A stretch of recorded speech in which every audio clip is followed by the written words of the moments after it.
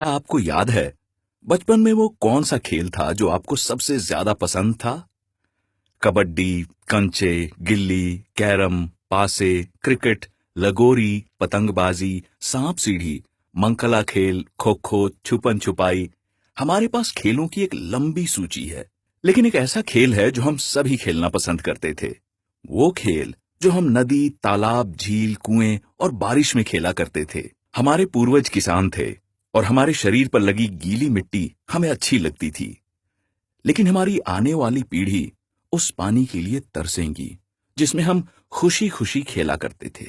आपको यकीन नहीं होगा, पानी की कमी के चलते महाराष्ट्र के लातूर जिले में टकराव को नियंत्रित करने के लिए धारा 144 लगाई गई थी।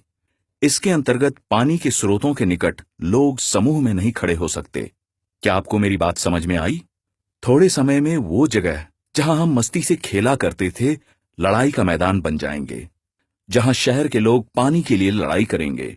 हम इस तथ्य से कैसे इनकार कर सकते हैं, आने वाले समय में राज्य और देश आपस में लड़ाई नहीं करेंगे।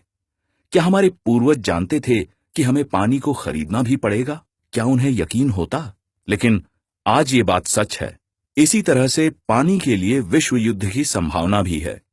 पानी की समस्या चक्रवात या भूकंप जैसी प्राकृतिक घटना नहीं है। क्या हम इसके लिए जिम्मेदार हैं?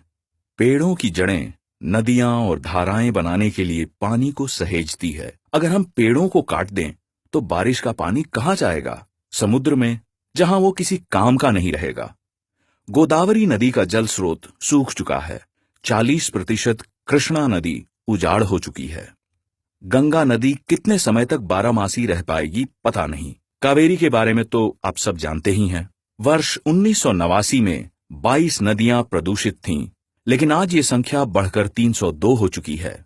इस सूची में झीलें और तालाब शामिल नहीं हैं।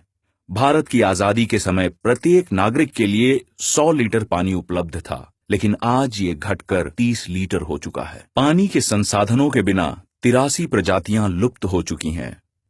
क्या हम ये कह दें कि हमारे गरीब किसान का 84वां नंबर है?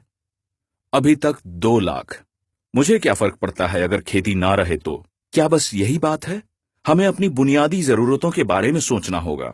जैसे किसी जमाने में हम टमाटर निर्यात करते थे, लेकिन आज हम चीन, नेपाल और नीदरलैंड से इसका आयात करते हैं।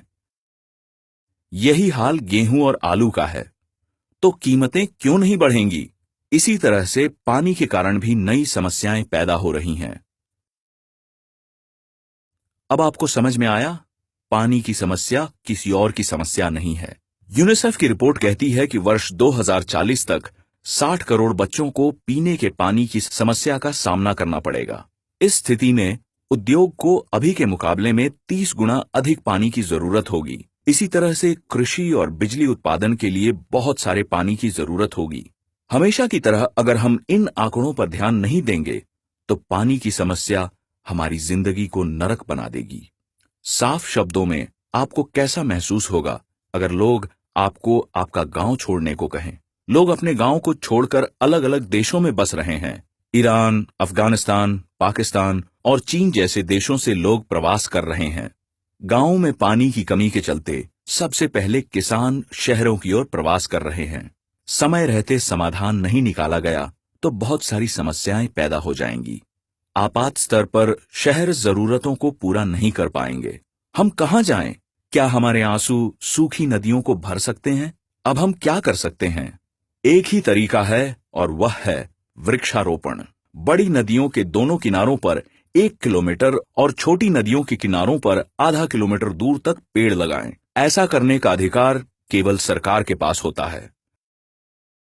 आइए साथ मिलकर इस समस्या के बारे में सभी को बताएं ताकि सरकार इसके लिए कोई कदम उठाए। हमारी नदियां जो हमारी जीवन रेखा है, उनको जीर्णोद्धार के साथ आइए अपना भविष्य सुरक्षित करें।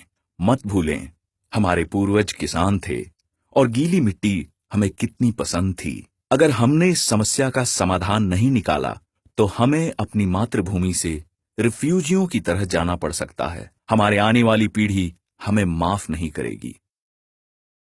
सोचने का समय चला गया। बिना सुरक्षित पीने के पानी के हर 21 सेकंड में एक बच्चा मर रहा है। क्या पानी बहुत तेजी से कम हो रही है? नहीं। This is a campaign to raise awareness that our rivers are depleting. Everyone.